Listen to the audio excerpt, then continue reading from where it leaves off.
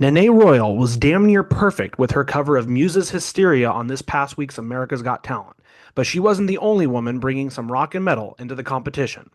Brook Lynn took on Evanescence's Bring Me to Life, and suddenly, rock fans might have a lot more to root for on AGT than we thought. Hello, all my beautiful people. Welcome back to another episode of Valkyrie Sessions here on YouTube, Spotify, Apple Podcasts, wherever you get your podcasts. Appreciate all of the support and everyone tuning in as always. Got a few things, especially that I really want to get into this week. As I mentioned on past week's show, this will be a little bit more of an abbreviated show as I'm actually recording this prior to going on vacation with my family. But I wanted to make sure I got out a full episode for you guys and talk about everything. So we got a few fun things to talk about today. Talking about a festival lineup that Louder Than Life just got released. Talking about the all-woman stage there for one of the days, nearly two of the days. I'll be talking about an album review this week, so you can stay tuned for that. I'll be talking about Dorothy's The Way. Got Band of the Week coming up and a lot more. But I want to go ahead and start this thing by talking about Nene Royal and America's Got Talent. The callbacks were this past week. Again, I'm recording this on the prior Friday to when you're seeing this. So for me, the episode of America's Got Talent would have came out about 3 days ago. So I got a chance to watch it. I watched it pretty late at night, and I wasn't able to go to bed for a while after that because I had a lot of energy after seeing a couple of these performances. So starting off, got off to a quick start. I mean, she was literally the first performance for Howie's callbacks at the Laugh Factory in Hollywood. She even stated her parents thought that a career in music would be hard and maybe she should do business. But after her America's Got Talent audition, her parents said that they'd be proud of her. I think that's cute. That's super cool of them. Howie spoke about showmanship and finding moments to make the audience scream. I think she did that a lot in her audition, but I'm sure she could do it again here too. Firstly, starting off, the guitar sounds great as always. She just shreds on that thing.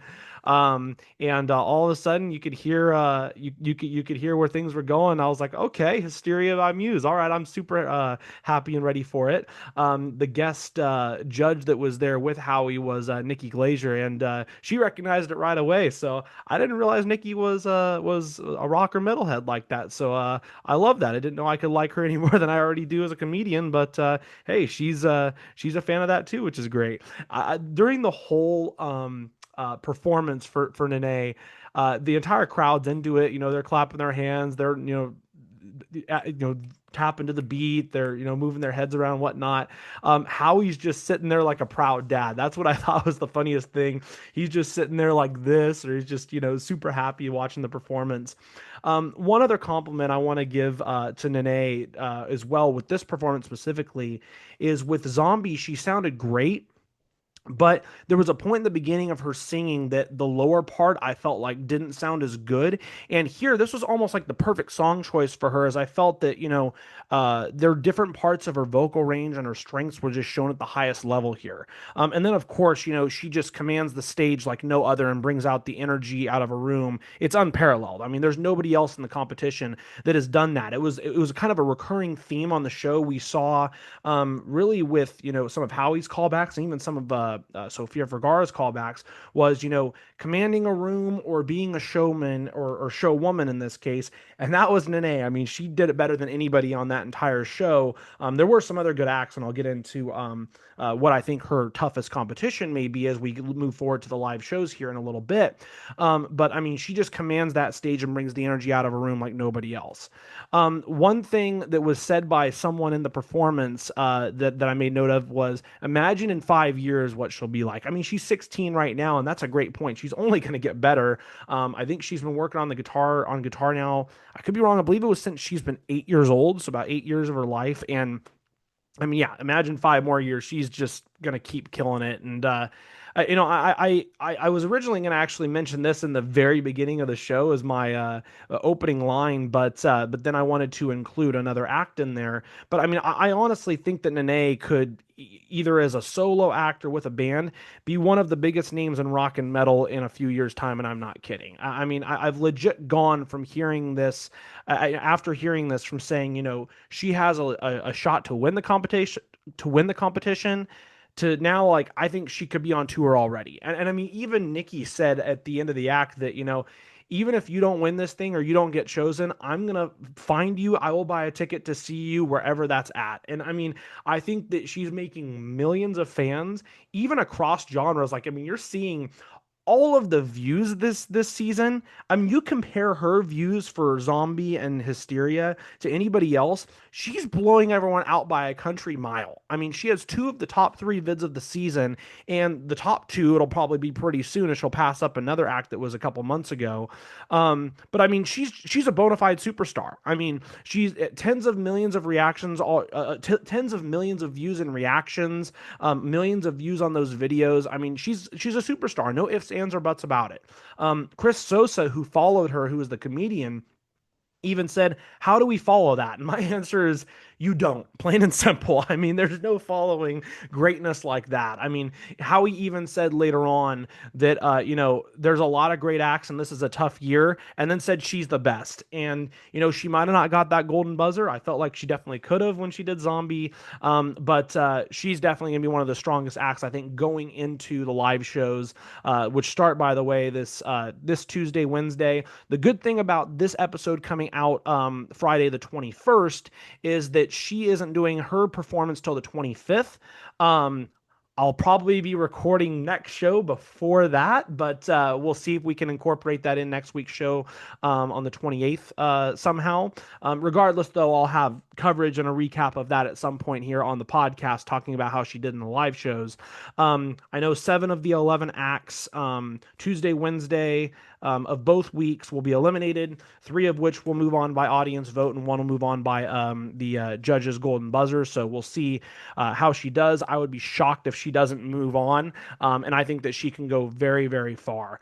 I think that Howie's group also, by the way, was definitely the most talented group between the comedians and some of the other acts that were there too. There were a couple of guys who did a performance that were really good, but the showmanship definitely was not there like it was with Nene. In fact, I'll just say right now, I think the only other acts that are competition were, but this was back in, I believe, Mel B's callbacks. James and Marina, who did the mind reading act, that's pretty impressive. Cameron, who did the close-up magic on Sophia's callbacks this past week, also incredible. And then you go to some of the golden buzzer acts. I mean, Mackenzie Soul has a fantastic voice. Same with Lai Noel. She's just 14 years old. But here's the thing is, with them, Lara D, Isaac Atkins, they all have incredible voices, but Nene has dual talent with both the vocals and the guitar. Nikki even mentioned, I would buy a ticket just for the vocals. I would also buy a ticket just for the guitar. The fact you have both there at the same time shows how talented and the potential that she truly has. And that's what I think can carry her over the top in this competition. So we'll see what happens. But I mean, beautiful vocals, incredible guitar. You got to love the confidence too. She even said when she was up on stage, I think I play perfect. I think you did play perfect, That being said, though, there is one other act that I think could go a long way as well. And that's Brook Lynn. She's 23, from Wilp, Netherlands, a very small village community, I believe, in the Netherlands. And she did one of the best vocal covers I've ever heard of "Bring Me to Life" by Amy Lee and Evanescence. She also did an amazing cover in the auditions of "The Greatest" by Billie Eilish. And she did the "Bring Me to Life" cover on the callbacks this past week. Even after dealing with voice cracks the day before, she deals with a lot of social anxiety. I heard a lot of people talking about how nervous she was, whether it was in some comment sections after, even it was mentioned in the audition she needed water, and Sophia mentioned it a lot in the callbacks. In my opinion, and this is just me, to me, especially when you're dealing with serious social anxiety, to come out and still kill it shows a lot of courage. And I don't really care how nervous somebody may be. If you're going to perform like that in that way and be able to connect with an audience, that's all that matters. You're a queen. Like, I think you should get so much respect for that. She could have also been a golden buzzer, like Nene. A lot were already handed out early on before they, did their performances in the auditions. I mean, she turned a song by my favorite vocalist and added so much emotion to it. I mean, Amy would be so proud. I don't know if she's gotten a chance to see it yet. I haven't seen anything, at least on her stories over the past few days. But, I mean, I think that she has a chance to go really far as well, Brook Lynn. Nene is still my number one, but Brook Lynn is definitely my number two, and I wish her the best. And I actually wanted to showcase, just for anybody who hasn't heard her, a little more of her vocal abilities here as well. I actually have something pulled up from her official YouTube account of her doing a cover of Mark Ronson, Amy Winehouse's Valerie. So let me go ahead and share my screen. I could show you. I could show you a little bit of that. All right, so again, this is Valerie by Brook Lynn. Just a really fantastic voice. Keep in mind, this came out over a year ago as well. I think she's only gotten better since this. Yeah, sometimes I go out by myself and I look across the water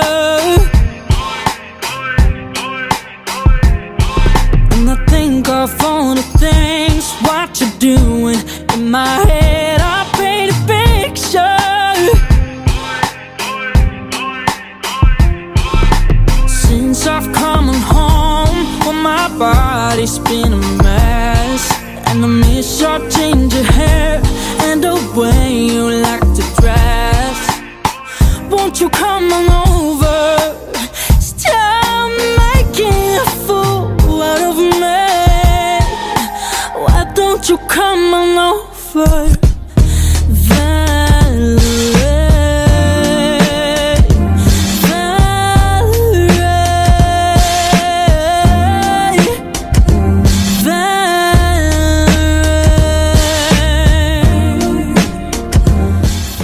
So I mean, you can see with that, like, how dynamic she is with her range, how she can get up super high, but she can still sing a song from somebody that has more of a lower vocal range out there, and she just kills it. I mean, she puts so much emotion into those songs too. I think that that's good competition right there. I think she's one of the better vocalists I've heard, but there are some really good ones this season. There's also some really good like gymnastics acts I've seen as well. So we'll see. There's a lot of good competition this season, but I think Nene's got a really good chance, and hopefully Brook Lynn makes it really far as well. Again, call the live shows will be starting Tuesday and Wednesday, I believe, if I'm not mistaken. That's the 18th and 19th.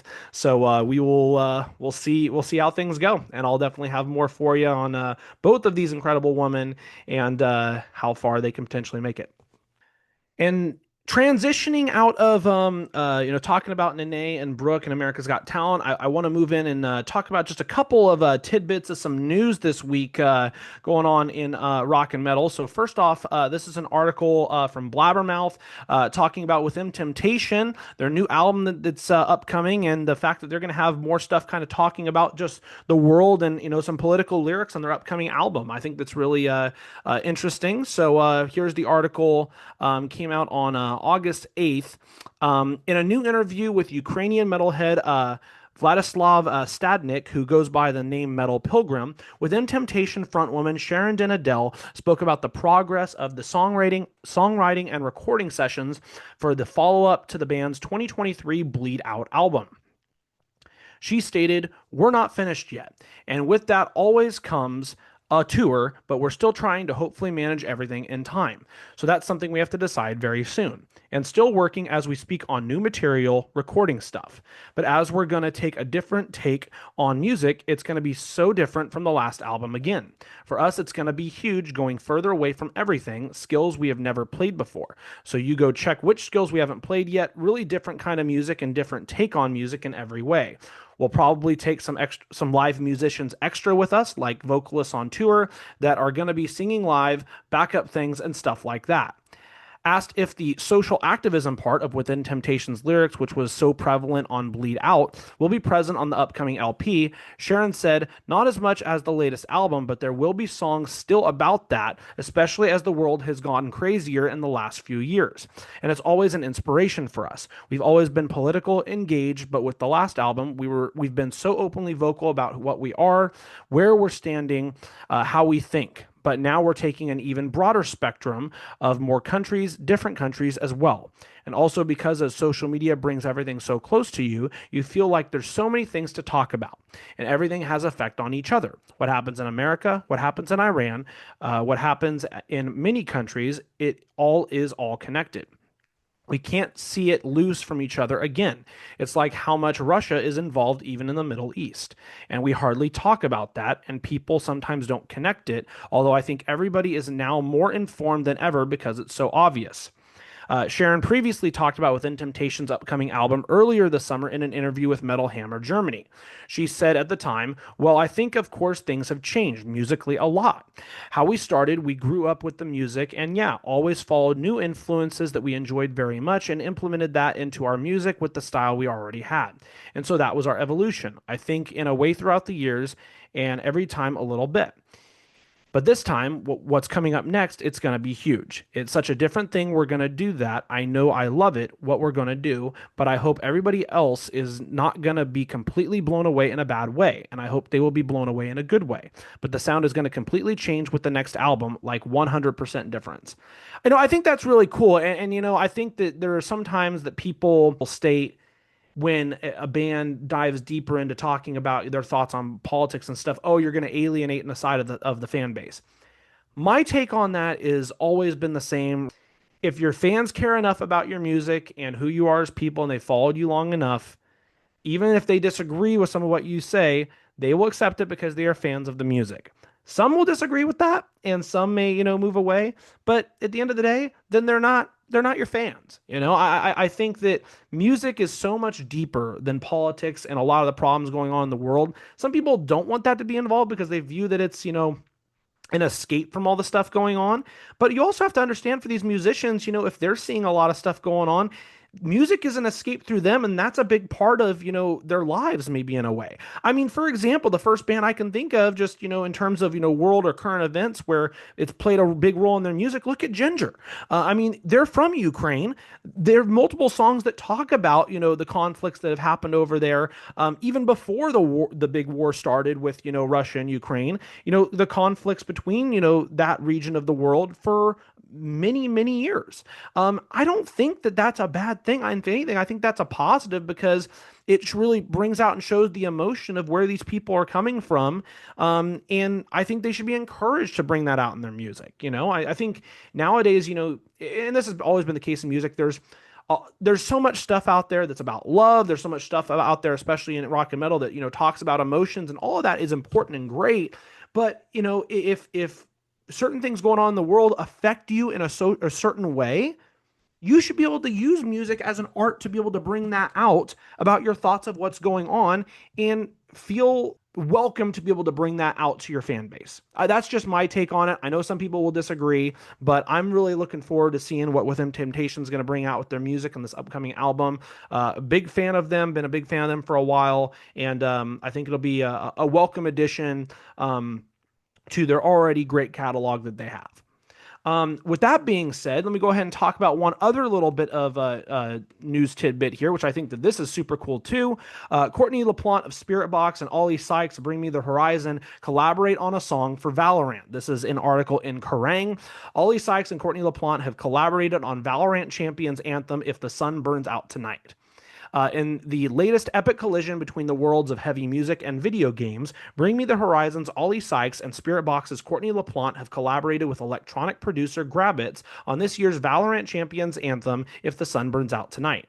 The song's not out yet and won't drop until the autumn, but it's set to soundtrack this year's Valorant Champions event in Shanghai, which brings together the top Valorant teams from across the world to compete from September 24 to October 18th. Now, a quick aside before I continue with this album, I do know about the game. I have some friends that play the game. I have not been as big on video games in the last 3 to 4 years. I used to be a pretty heavy video game player. I've kind of stepped away from that. A lot's changed in my life. I will still play certain things casually, like Rocket League and stuff now and then, but I don't play nearly as much as I used to.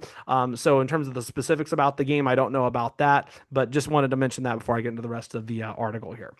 Ollie says, I've always been drawn to projects that blur the lines between storytelling and music, so working with Riot Games alongside Grabbits and Courtney and becoming part of the Valorant world felt like a really natural fit. Grabbits adds, the best collaborations happen when everyone brings a different perspective to the room, and that's what makes this record so exciting to me. Ollie, Courtney, and I came together from different corners of the globe and landed on a track that sits effortlessly between my electronic world and the heavy landscapes of Bring Me the Horizon and Spiritbox. The three of us just clicked, and the result is what I believe to be the best Valorant anthem to date. Courtney LaPlante says, I cannot wait to release this song. Ollie has given me the opportunity to perform live with Bring Me the Horizon many times over the years, and we're finally debuting something we worked on together. Grabbits produced such a great atmosphere and a song tailored to all three of our voices, and Ollie went in right away and made it a true collaboration. I think this is really cool. I've there's been a few video games in my life that I've played that have definitely shaped my music taste over time. I was a huge wrestling fan growing up. I think I've mentioned this before. SmackDown versus Raw 2006 and 2007, brought me into realizing who 3 Days Grace, Rise Against, some of those acts really were, along with, some others. And, then other video games that came out even earlier than that, like Crazy Taxi had, like Bad Religion and The Offspring on it, and kind of brought me into that music, and everything's, just kind of led to where things are today. WWE pay-per-view themes back in the day. That's how I learned about Bring Me to Life by Evanescence, and, some other songs too, that led me to other bands I got to discover, and I think this is great. It's all about, discovery. And if you can reach out to another, segment of the population, in this case, gamers, and you can bring this out, and if some of them like that, then that's going to lead to more discovery for you as an artist. And I think that this is great for both of them. A huge fan for both bands, Bring Me the Horizon and Spiritbox. I know Bring Me recently put out an album that was definitely heavier than some of the stuff they put out before. I kind of like a lot of their catalog, but I do respect and appreciate a lot of their heavier stuff. And it's just cool to see how both of these bands or both of these artists are coming together, and it's just going to help everything and everyone grow. So very excited to see how this is going to turn out, and looking definitely, I'll probably have a little recap or some thoughts that I'll bring for a review once this song does get released. So good stuff there, and I'll have to talk to some of my friends who are Valorant players and see their thoughts on that once this actually gets released too. So if you're a Valorant player, tell me how excited you are if you're looking forward to that, and yeah, we'll have more on that in the future. And transitioning out of that, let's go ahead. I want to do a quick Valkyrie Voices update here. I know that we got a chance to talk about four different people, three in metal and one female musician. Lucy May of Closure last week, and Emily and Sarah. And Steve for media. Big thank you to all of them again. But I've actually had another artist respond back to the initial question that I asked to all the artists of what's one thing you wish more people understood or knew about women in rock and metal. I got Jessie Powell of Dream State from Wales reply back, and this is what she stated. Women have been slaying rock and metal for decades. It feels now more than ever we are being given more and more opportunities than ever before, which is really exciting, and how it should have always been all along. Long may the rise of woman in metal continue. I'm excited to see what the scene looks like in the years to come. Hopefully somewhere amongst it all, I can play a small part in it. This another great point, another great response. This isn't something, that just started 5 or 10 years ago. We've talked about the Trailblazers before on the show, like Janis Joplin, Stevie Nicks, Ann Wilson, Joan Jett, Pat Benatar, and so many others who've helped pave the way for the women of today. And what's changing now is that it feels like more women are finally getting some of those opportunities and platforms that maybe weren't always there before. I also love that Jessie says, how it should have always been all along, because that's really the point. We're celebrating the rise of women in metal, but women didn't suddenly become good enough to be here. The opportunities are just starting to catch up with the talent that's been here for a long time.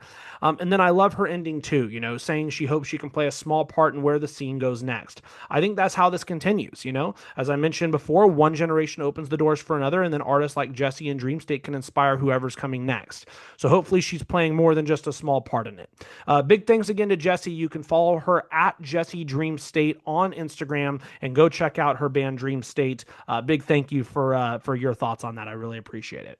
With that being said, let's go ahead and talk about our festival topic for the week, which I mentioned back, I believe, on episode 2 or 3 of this show, that Louder Than Life was going to have an all-woman stage for one of the days of the 4-day festival out in Louisville, Kentucky.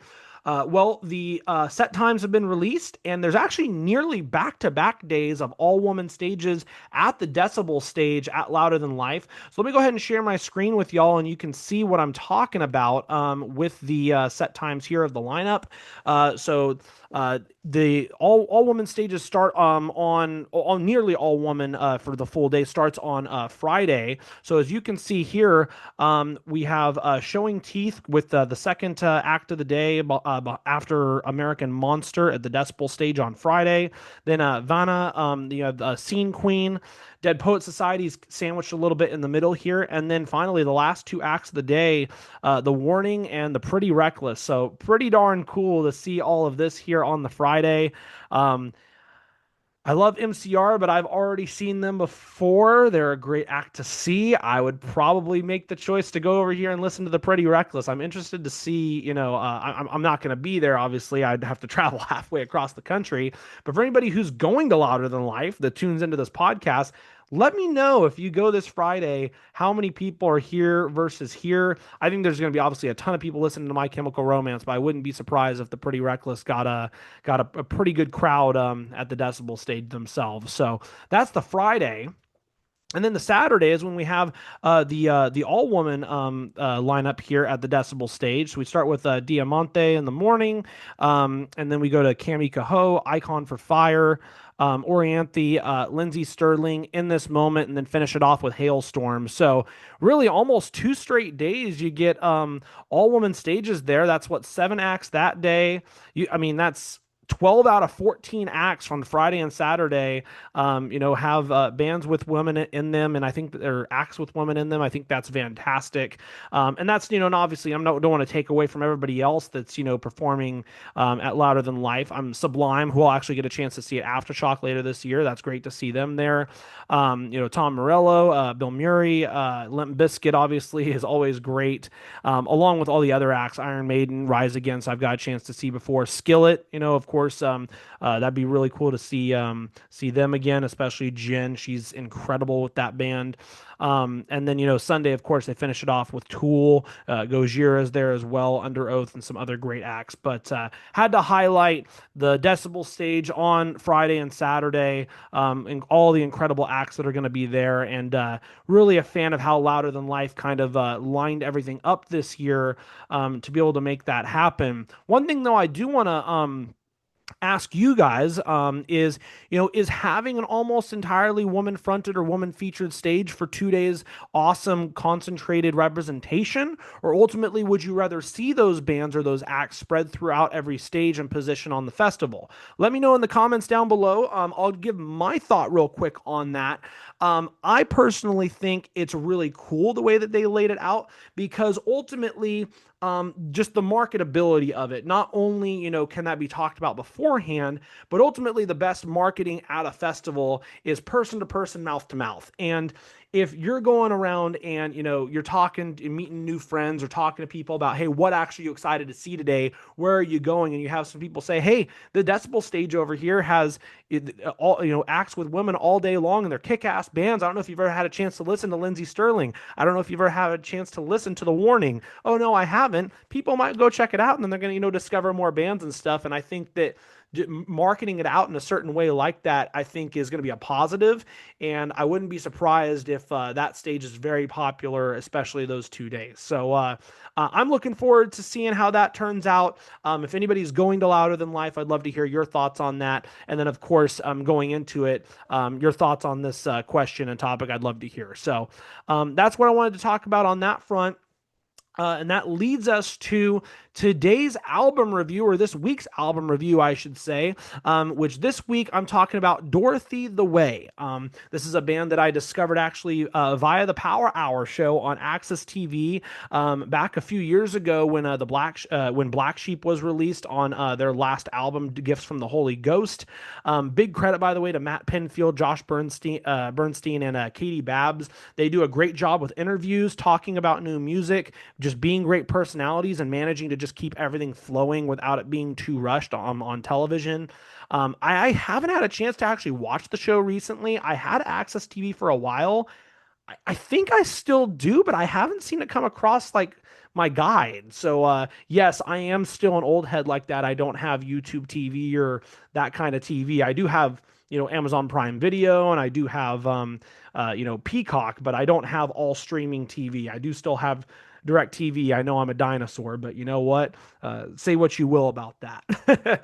But no, I've kept up with Dorothy ever since, and I've listened to um the other albums, but I actually have not heard this album until I listened to it this past week. A little bit about the band. The band was formed back in 2014 out in Los Angeles. It's fronted by vocalist Dorothy Martin, Elliot Larengo on bass and backup vocals, Jake Hayden on drums, and currently Nick Perry on guitar. However, on this album, it was Sam Colton who was with the band from 2020 to 2026. Now, here's the interesting thing about just the guitarists. Sam joined Godsmack last year as they had some changes, I believe, in their members. And so he's now with them. And Godsmack and Dorothy are actually going to do some shows together. They already have done some shows together currently on tour. So obviously, I would imagine that Sam and Dorothy and the band are still on good terms, which is pretty cool. And maybe who knows? Maybe they come out and play every now and then. I haven't been on the tour. They are playing near me. I think I'll be on vacation while they're playing, unfortunately, in September. But regardless, just happy to see that they're on the same tour, and it doesn't seem like there's any contention there between the bands. Just talking a little bit about Dorothy Martin in general, she has a little bit of a lower range with some bluesy grit. Some songs are more rock heavy, some have more of a country folk influence. I should also mention it will be a part of a song later, so I don't want to be too repetitive, and I don't want to reiterate it too much, but a lot of her music, at least on the last album, Gifts from the Holy Ghost, is inspired more from her spiritual awakening and religious, some religious stuff. I know that I believe it was back in 2018, one of her guitar technicians, it was either in the van or in the band bus, OD'd and was on the ground, and thought that he was passing away, and her along with a few others basically got in a prayer circle, prayed for him, and he miraculously came back to life and was okay. Dorothy, I know, struggled with some alcohol problems up until I believe about 2020, and she went to rehab. And so both of those moments in her life have played a big role in her turning to God and her spiritual awakening. And I'm not going to get into obviously religious stuff, just like I'm not going to get into political stuff, but what I will say is anybody who finds something healthy for them and manages to come out of a rough situation on the other side deserves massive credit, and it deserves massive respect. So I'm happy, obviously, that everything with the band and obviously that technician is okay, and I'm happy that Dorothy's in a better place now. But I just wanted to give that context before getting into this album. This album, as I'll talk about, has a lot of some spiritual religious undertones, kind of like the last one did as well. So just wanted to mention that and get that out of the way. This album was released back on March 14th, 2025. It's the band's fourth studio album after Rock is Dead in 2016, 28 Days in the Valley in 2018, as I mentioned, Gifts from the Holy Ghost in 2022. They have 445,000 monthly listeners on YouTube Music and nearly 900K on Spotify, I believe 894K. So with that being said, let's talk about this thing here and get into all 10 tracks on the way. We start off with track number 1 to start out the album, I Come Alive. At least in the beginning, it's kind of like a rock gospel, some soaring soulful harmonies here. A super long intro of nearly a minute and a half, and then the instrumentals really pick up the energy and turn up the volume to 11. Her highs are beautiful. She has a very unique voice, as you have incredible power and emotion there. We talked a lot last week with the album review of Everest by Hailstorm about the themes of resilience. I'm getting the same here with this song, kind of just taking things head on in life. There's a part of the song where she mentions, through the chaos and the pain, I come alive when I'm looking at death right in the eye. Really powerful opening here, almost anthem-like to kind of start the album. From there, we progress to The Devil I Know. So firstly, the groove and the guitar of this reminds me of Mammoth Wolfgang Van Halen, who I absolutely love. I've gotten a chance to see Mammoth live before, and they rock. I would also say especially the chorus with just the power behind it. You could almost make some comparisons just off of that power and those highs alone to Miles Kennedy, who in my opinion is one of the best vocalists today. Last week, I talked about how the guitar work from Joe Hottinger on from Hailstorm was the winner for me. So far on this album, with these two songs, it's the drums from Jake and of course Dorothy's vocals. With this song, I'm just getting society kind of trying to tear us down or bring us down, and how we kind of fight to stay our course and bring positivity to a negative world. Part of the song, she states, "In this hell where everything falls from grace, broken and out of place, something inside of me takes hold and tells me I'm not alone." So another great track here. I definitely think I like that one even more than I Come Alive, but a strong start to the album with a couple of these singles for sure. From there, we go to Mud. And with this one, we have some heavy guitar riffs, but there's also some country and blues elements in here too. I will say one thing that kind of blew me away is we got a really heavy kind of guttural scream from her almost a little bit here in the bridge, which I've listened to some of their other work. I don't think we've gotten that from her before. So that was kind of a welcome change and very interesting to hear. We also hear that again later in the song when she says to get dirty and when she says dirty towards the end. So we also kind of get those scream or those kind of, harsher vocals there. I don't mind country elements in her songs. I know that that's obviously some of that is plays an influence to her, when it comes to her musical influences. Though admittedly, I will say with this one, I'm not the biggest country fan. This song wasn't necessarily my cup of tea. I did appreciate though those screams on this song and the guitar riffs on this as well. We progress after that to the track of the album. I don't want to spoil the rest of the recap and the review for all the other songs, but this song kicks ass. This song is awesome. Tombstone Town featuring Slash. It's funny, I mentioned Miles Kennedy earlier, back on The Devil I Know. Slash and Miles Kennedy have put out 4 albums together, so I had high expectations kind of going in here, and man, they were met and then some. There's a subtle vocal reverb on this that kind of makes just the overall mood slightly darker a little bit. You can also tell there's a slight country twang she has here as well. She has that in other songs too, but it's noticeable here. This is just a super catchy groove. I want to stomp my feet, I want to clap my hands, headbang a little bit. I'll credit my mom again because she listened to this song with me after I heard it probably about 8 times because I love this song. The rhythm strikes a resemblance to Black Horse and a Cherry Tree by KT Tunstall, another female vocalist who does, kind of incorporate some rock in what she does. Also, some blues elements too. She's solid. But this right here, I mentioned how back in Mud, there are sometimes they incorporate country in their songs where I feel it doesn't work. This is where they incorporate country in a fantastic way. A lot of creative elements here that all blend seamlessly. I wrote, "Oh my God, the chorus is even better too." There's so many different classifications of, rock and metal today, metalcore, deathcore, symphonic metal. There's so many different classifications. I'm just going to call this outlaw rocker metal. It's the best song on the album by a country mile, no pun intended there.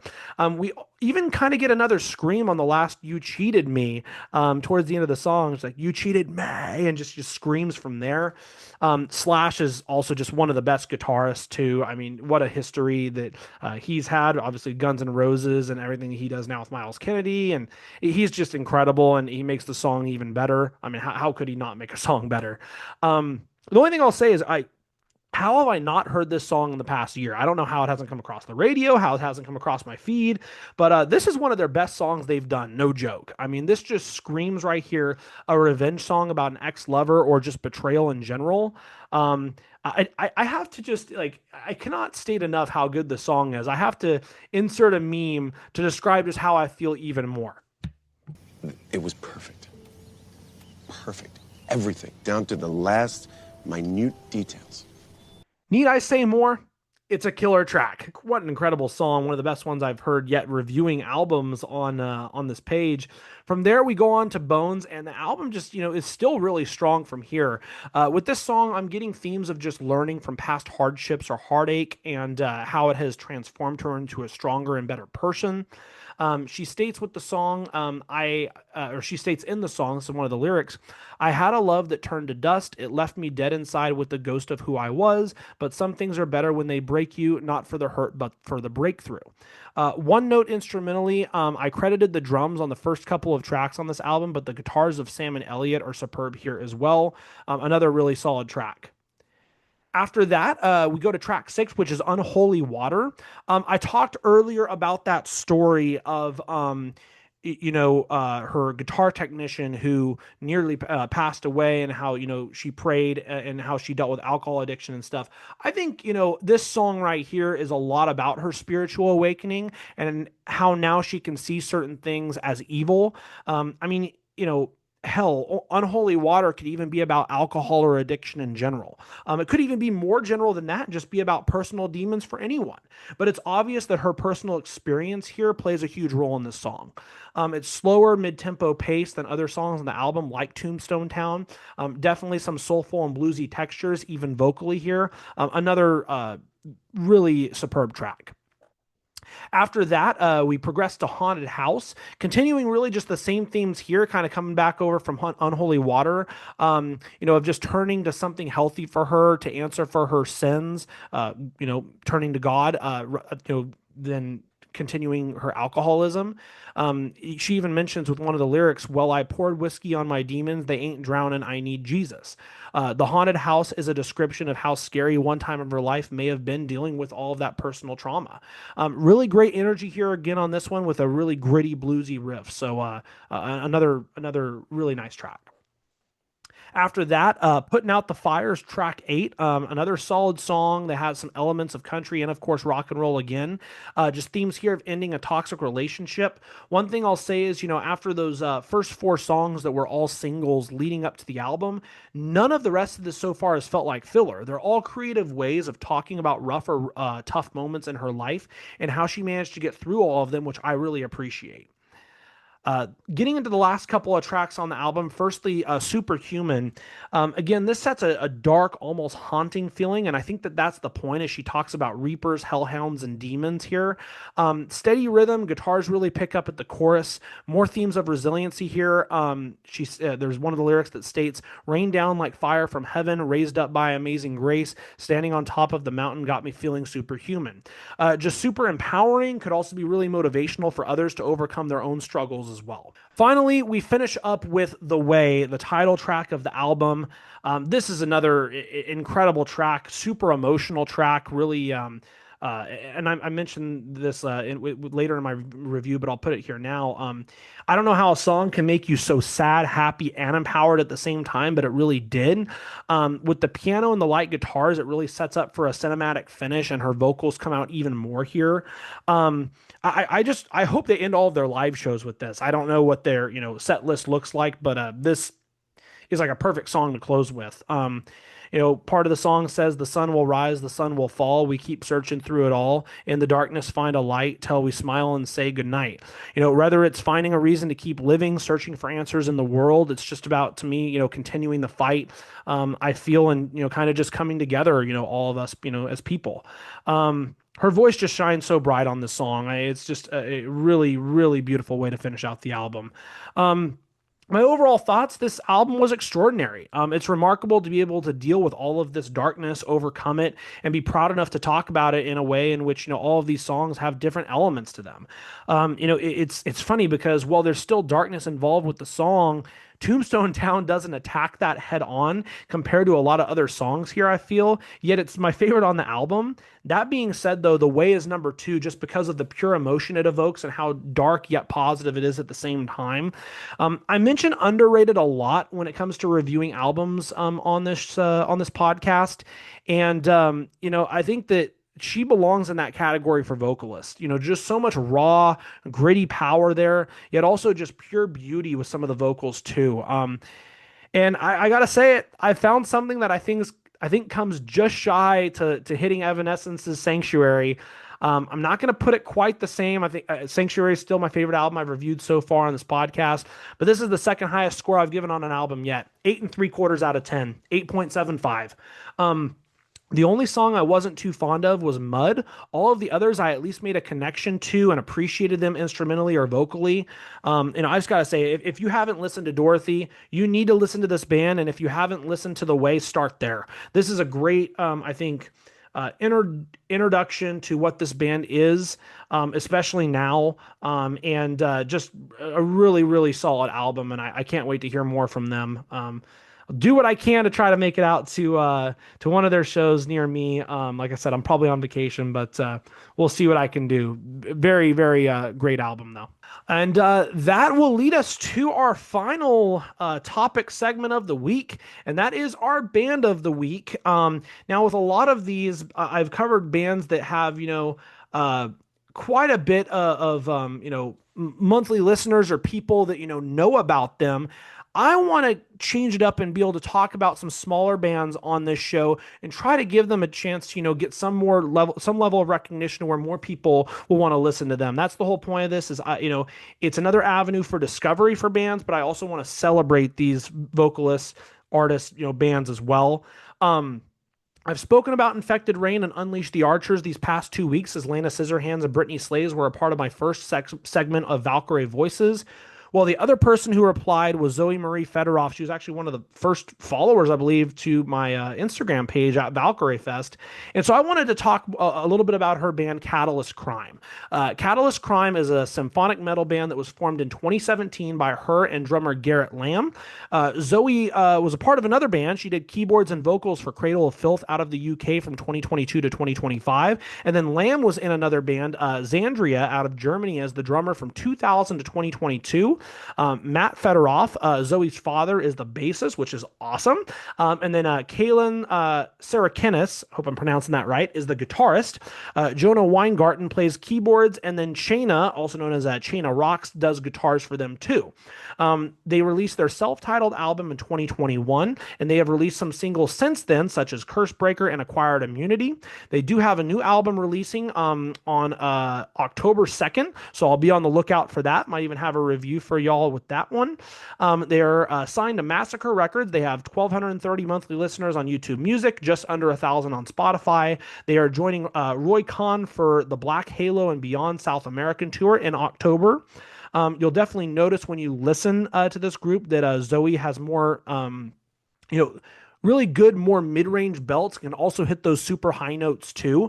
I read part of an interview that she did with, I believe it's Stroppy Baby is how you pronounce it, back when she was also with Cradle of Filth, and she said that her first concert she went to was Rush, and I think that's really interesting is Geddy Lee has a higher voice for a male range, so I wonder if that's a bit of an influence, as she definitely can hit a lot of those super higher notes. Most popular song by this band, Acquired Immunity, which was a single released in 2026, and then Condemn Me to Chaos, which is off of their self-titled album. My favorite song, however, is Chasing the Ghost, which is also off of their self-titled album. You get the best of her highs here, some good piano work, and then the guitar solo on this is fantastic. I'm not sure, because I know that I mentioned, I think, 3 guitarists. I'm not sure who was responsible for that solo, but bravo, very well done. So if you haven't gotten a chance yet, go check out Catalyst Crime. They put out great work, and again, new album coming out in just about a month and a half or so. And with that, that is going to do it for episode 8 of Valkyrie Sessions. Again, appreciate everyone for continuing their support and tuning into this podcast. I just, looking to continue trying to get this thing growing. Like I said, soon in the future, I do want to get some interviews going, but I do have a few more albums kind of lined up that I want to talk about. I haven't talked about Spiritbox yet and Tsunami Sea, so I'll be talking about that next week. And then there's 2 albums that are releasing very soon from a couple of bands that I'm very big fans of, so I will be covering those. So maybe the time episode 12 or 13 comes around, we'll start having some interviews. But as of now, stay tuned for these album reviews. I'm loving bringing them to you, and I'd love to hear your thoughts on them too. So a lot more coming in the future for this this show. And as always, I'll have more on Nene in a couple weeks once she does her live performance, and hopefully her and Brook make it on to the next round after this. So that's going to do it, though, for the show today. Again, you can follow the page at Valkyrie Fest on Instagram, at Valkyrie Sessions on TikTok. You can also see the full podcast if you're tuning in on Spotify or Apple Music. You can also go follow on YouTube, and vice versa if you're tuning in on YouTube to Spotify and Apple Podcasts while you're driving to work. But that is going to do it for this week's show. I've been Aaron Jackson with Valkyrie Sessions. Until next time, keep on rocking. We'll see you next week. Peace out, everyone.